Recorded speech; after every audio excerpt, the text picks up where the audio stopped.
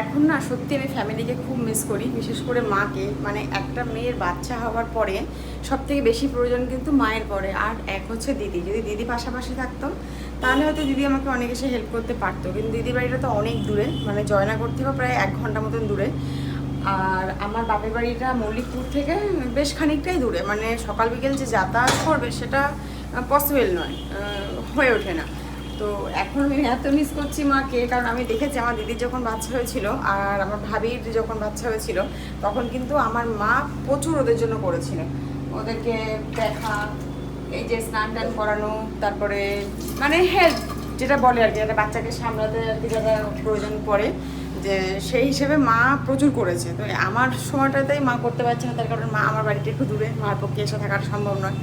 তবে এখন মাকে আমি প্রচুর মিস করি। যদি মা থাকতে হয়তো আমার এত কষ্ট হতো না। এখন দেখো বেলা 12টা, প্রায় 12:30 বাজে, আমি জাস্ট এখন টিফিন করলাম। মানে কিছু যে বানাবো, বানিয়ে খাবো সেই সময়টা আমার হাতে নেই।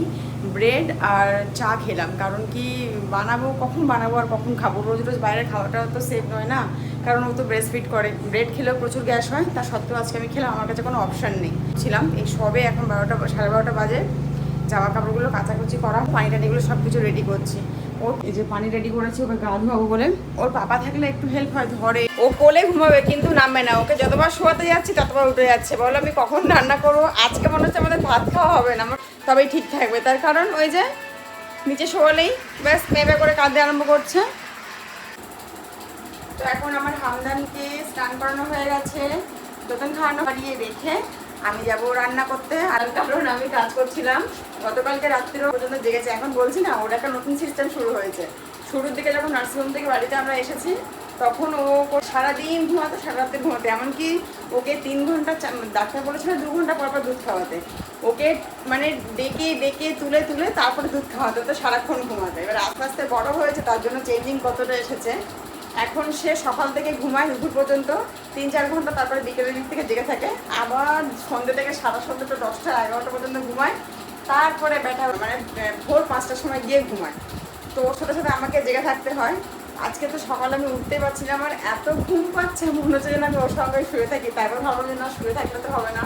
ও যে আর তারপর বলছে একটু হাগিস মানে র্যাশের সমস্যা হচ্ছে, তো সেই জন্য ওকে আমি এখন হাগিস করানোটা টোটালি বন্ধ করে দিয়েছি। আমি মানে এসি চললেও আমি ওকে হাগিস করিয়ে রাখি না, এই জন্য আরই আমার ঘুম হয় না। তো এখন ওকে ঘুম পাড়িয়ে রেখে যাবো রান্না করতে। বাজে এখন প্রায়। হে গাইজ, আসসালামু আলাইকুম, welcome back to my channel. আমি সাবিনা, কেমন আছো তোমরা সবাই? তো গতকালকে রাত্রে ঠিক মতন ঘুম হয়নি। এক তো আমার বাচ্চাটা খুবই মানে ছিল, কান্নাকাটি করে, ওর একটু র্যাশের প্রবলেম হচ্ছে। আমি আগের ভিডিওতে তোমাদেরকে বলছিলাম। তো এখন সবাইকে গা ধোয়ানো হচ্ছে, ওর বাবার কাছে দুধ খাচ্ছে। রান্নাঘরে আমাদের গ্যাস এসে গেছে, আর আজকে আমি রান্না করব উচ্ছে আলু ভাজা আর সঙ্গে মাছ। উচ্ছে আলু ভাজা আর সঙ্গে মাছ রান্না করব, তো সেই জন্য এখন চলে এসেছি আমি রান্নাঘরে। আজকে অনেক দেরি হয়ে গেছে।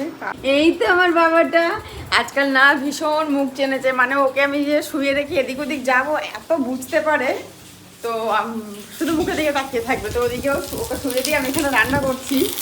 এই দেখো আজকে পটল আলুর ঝোল করছি, আজকে বানাবো পটল আলুর ঝোল। আর আজকে আমি এত হ্যাপি মানে আমি বোঝাতে পারবো না, কারণ কি ওয়েদারটা আজকে এত সুন্দর, মানে বৃষ্টি আসছে, পুরো মেঘ করেছে, কি ভালো লাগছে দেখতে। দেখো দারুণ সুন্দর লাগছে দেখতে ওয়েদারটা। তার থেকে যেটা বড় কথা, মানুষ একটু শান্তি পাবে, যে পরিমাণে গরম পড়েছে। একটু রাহাত। ক্রিমগুলো ইউজ করি, ক্রিম, সাবান, শ্যাম্পু, তেল, কি কোম্পানির কী কী প্রোডাক্ট ডাক্তার ওকে দিয়েছে আমি সবটা।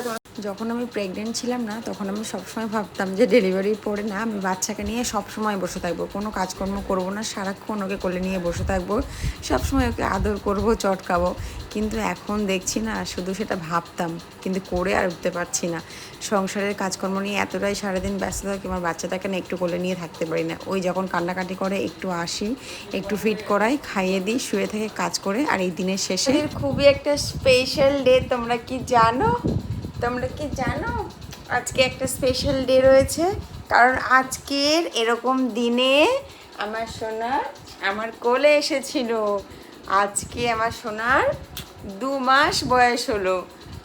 আজকের দিনটা ওই জন্য আমাদের দুজনের কাছেই খুব স্পেশাল। আজকের দিনে আমার সোনা আমার কোল আলো করে এসেছিল।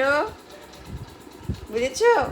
হ্যাঁ, আজকে দিনে আমার সোনা আমার কোলে এসেছিল। কত চিন্তা হচ্ছিল, কত টেনশন হচ্ছিল, সব কিছু পেরিয়ে আমার সোনা সুস্থভাবে আমার কোলে এসেছে। আল্লাহ পাকের অনেক অনেক অনেক শুক্রিয়া। তো তোমাদেরকে বলছিলাম যে আমি তোমাদের সাথে শেয়ার করব ওর যে প্রোডাক্টগুলো ইউজ করি। দাঁড়া, ওকে সবার আগে একটু রাখি এখানে। পাপা পাপা পাপা দাঁড়া, তোমার সাথে শেয়ার করব যে আমি ওর যে প্রোডাক্টগুলো ইউজ করি। ও ডাক্তার ওকে যে প্রোডাক্টগুলো দিয়েছে না, সেগুলো ভীষণই ভালো প্রোডাক্ট, সমস্ত ডার্মাডিউর প্রোডাক্ট। তোমাদেরকে একটু